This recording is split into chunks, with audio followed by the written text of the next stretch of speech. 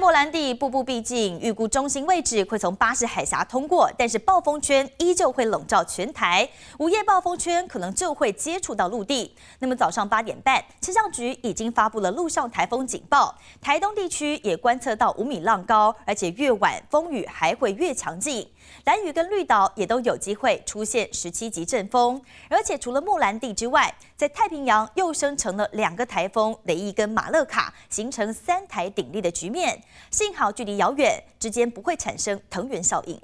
气象局持续发布今年第14号台风莫兰蒂的海上、陆上台风警报。莫兰蒂台风全面警戒，12号深夜发布海警后，不到9小时，13号早上8点半，紧接着针对兰屿、绿岛、台东、恒春半岛和屏东发布陆上警报，暴风圈最快午夜就会出陆，未来会逐渐朝西北西的方向，朝台湾的东南部近海靠近。